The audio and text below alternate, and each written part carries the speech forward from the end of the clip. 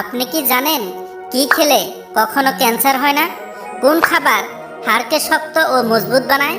ভারতের কোন প্রধানমন্ত্রী পাইলট ছিলেন? একটি দাঁত মাজার ব্রাশ দীর্ঘদিন ব্যবহার করলে কোন রোগ হয়? এমনই আরও অজানা প্রশ্নের উত্তর জানতে ভিডিওটি শেষ পর্যন্ত দেখতে থাকুন। আজকের ভিডিওর প্রথম প্রশ্ন, কোন প্রাণী মানুষের মতো কান্না করতে পারে?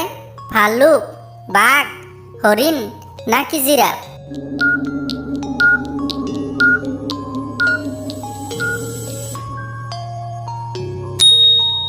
সঠিক উত্তরটি হচ্ছে ভাল্লুক।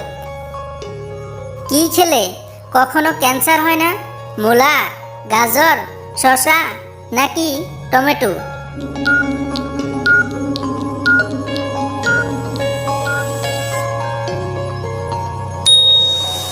সঠিক উত্তরটি হচ্ছে টমেটো। কয়েকটি গবেষণার তথ্য অনুযায়ী টমেটোতে থাকা উচ্চমানের লাইকোপিন প্রোস্টেট, কোলন ও পাকস্থলীর ক্যান্সারের সেল তৈরি হতে দেয় না। লাইকোপিন হচ্ছে এক প্রকার প্রাকৃতিক অ্যান্টিঅক্সিডেন্ট যা ক্যান্সারের সেল তৈরিতে বাধা দেয়। কোন ফল খেলে ওজন কমে? পেঁপে, কমলালেবু, পেয়ারা নাকি জাম?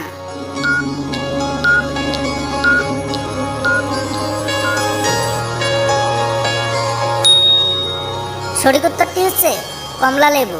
বন্ধুরা, পরবর্তী প্রশ্নে যাওয়ার আগে আপনি যদি আমার চ্যানেলে নতুন হয়ে থাকেন তাহলে অবশ্যই চ্যানেলটিকে সাবস্ক্রাইব করে দিবেন। ধন্যবাদ।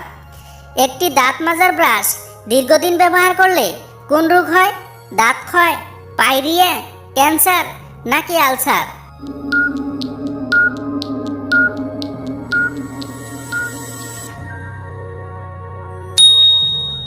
সঠিক উত্তরটি হচ্ছে ক্যান্সার। বিশেষজ্ঞরা জানাচ্ছেন দাঁত মাজার ব্রাশ অন্তত 3 মাস অন্তর বদলে ফেলা দরকার। যদি আপনি সাধারণ ব্রাশ ব্যবহার করেন তাহলেও, যদি আপনি ইলেকট্রনিক ব্রাশ ব্যবহার করেন সেক্ষেত্রেও, যে কোনো ক্ষেত্রেই 3 মাসের বেশি কখনো ব্রাশ ব্যবহার করলে মুখের স্বাস্থ্যের ক্ষতি হয়। কোন খাবার হাড়কে শক্ত ও মজবুত বানায়? মধু, দুধ, ডিম নাকি দই?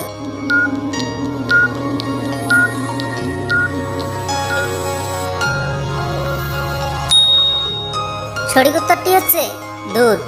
কোন প্রধানমন্ত্রী পাইলট ছিলেন?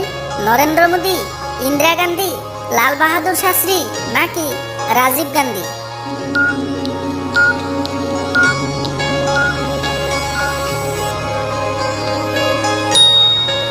সঠিক উত্তরটি হচ্ছে রাজীব গান্ধী। কোন দেশ কখনো স্বাধীনতা দিবস পালন করে না?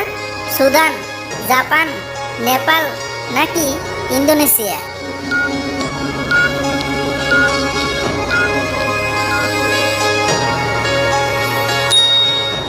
সঠিক উত্তরটি হচ্ছে নেপাল। ভিডিওটি শেষ পর্যন্ত দেখার জন্য আপনাকে অনেক অনেক ধন্যবাদ।